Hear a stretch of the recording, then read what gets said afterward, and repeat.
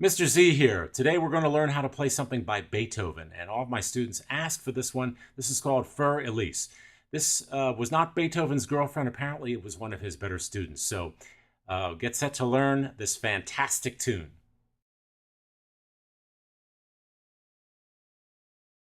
All right, gang. First, we want to review our finger numbers. I'm going to assume that we are beginners. So 1 is for the thumb. Think of that. 1 for the thumb. The pointing finger, this is a useful finger. In case you have brothers or sisters, it's the mommy, I didn't do it, he did it. He did it finger, she did it. So this is number 2. Middle finger is number 3. Your ring finger is number 4. And your little finger, your pinky, is number 5. So let's try that again. 1 for the thumb, little finger is 5. All right, so let's look at what spot or what range of the piano we're going to start, our beginning hand placement. So we're going to put our thumb, finger number 1, on a note that's called A. How do we find that? Well, we look in the middle of the piano, we see the 2 black keys, we go up to the next group of 3 black keys, and we look for the 2 anchor notes that are right in the middle of the 3 black keys. See how these 2 are right in the middle? And we go for the higher note, which is A. A would be between the 2nd and the 3rd black key in this group of 3 black keys. So here's our thumb. Now here's something interesting. Our fingers are right next to each other, like this. However, the 4th finger is not on a white key, it's on the 2nd black key. So let's do that. Now, here's something the books don't tell you. I will have you I call it choking up on the piano. You want to kind of advance here.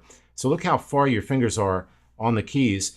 That is so your 4th finger can reach this 2nd finger. You don't want to be out here because then it'll be difficult to do that. So let's put our 4th finger over here, and then the other fingers will fall in place. 1, number 2, number 3, 4 on a black key, and finger number 5 on a note called E. And here we can start. So I will call out the finger numbers, and you can play them at home. It's going to be 5, 4, 5, 4, 5, 2, 4, 3, thumb. Let's try that one more time. Again, thumb is on A between the 2nd and 3rd black keys right here. And here we go. 5, 4, 5, 4, 5, 2, 4, 3, thumb. All right. Now, from that melody, we need to move our hand. So we move our thumb, finger number 1, to a note called middle C, and that's right over here. How do we find middle C? We look for the middle group of 2 black keys on the keyboard or piano that you're working on. Under the 1st black key is middle C. Now, our fingers at this point will not be right next to each other. It will be an extended position. So we want our thumb here. Our 2nd finger is going to skip a note and go to E. Our 4th finger is going to be on the anchor note that our thumb was on the previous position. So the fingering is 1, 2, 4, 5. Let's try that again. Note, if we want to name the notes, it would be C, E, A, B. So let's put together what we have so far. Remember, finger number 1, our thumb is going to start on one of the 2 anchor notes, A, between the 2nd and 3rd black key, and here we go. 5, 4, 5, 4, 5, 2, 4, 3, thumb. We move to middle C, thumb, 2, 4, 5, and let's go on. Now our thumb is going to move from C, it's going to move to E. Where's E? It's under the 2nd black key in this group of 2. So our 2nd finger is going to be, pointing finger is going to be on the middle black key of the group of 3. Our 4th finger is going to be on a note called B, which is right underneath C, this higher C. And let's try what we have so far. Here we go. 2, 4, 3, 1. 1, 2, 4, 5. 1, 2, 4, 5. And let's go on. Our thumb is on E. We're going to jump from E to an octave. That's 8 notes, 1, 2, 3, 4, 5, 6, 7, 8 with our little finger. Now at this point, we bring our thumb back to the original 1st position, and you go.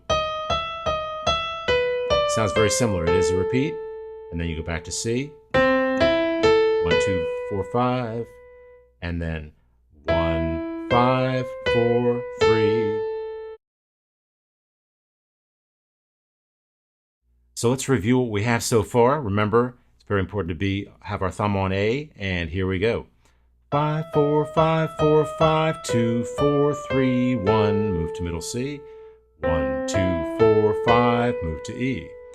1, 2, 4, 5, 1, 5, 4, 5, 4, 5, 2, 4, 3, thumb.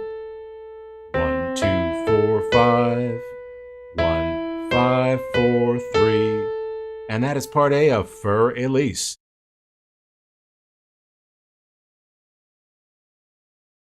Here we go. We're going to start with our second finger on B, and we go 2, 3, 4, 5, 1. Now you're going to move your little finger up one note, and we're going to go 5, and the other fingers follow.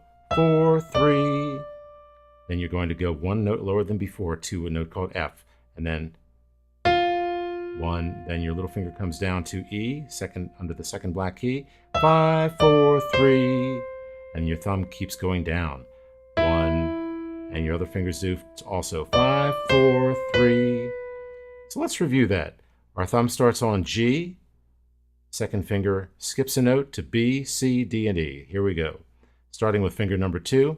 2, 3, 4, 5. Thumb goes down. Down to F. 1, 5, 4, 3. 1, 5, 4, 3. That's a little sequence. What you do is you're doing a pattern. Notice the pattern. Here's the pattern. Then you come down one note. Then another pattern. All right, so when you do a pattern like that in a different position, it's called a sequence.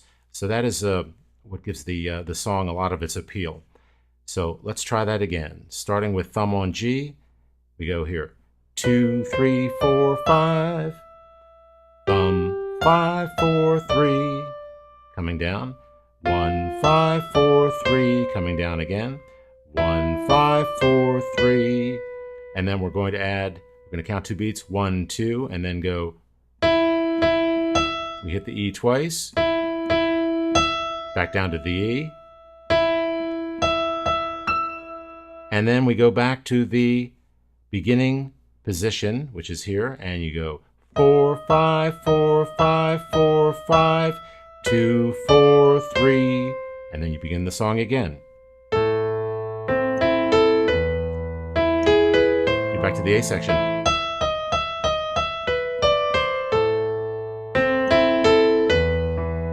And then finally, you move your thumb down one note for the conclusion, up to C, 5, 4, 3. That ending again is, if you want to add some flashy chording, you can go like this. C, skip a note, E, and A. So that was, and that is part A and B of For Elise.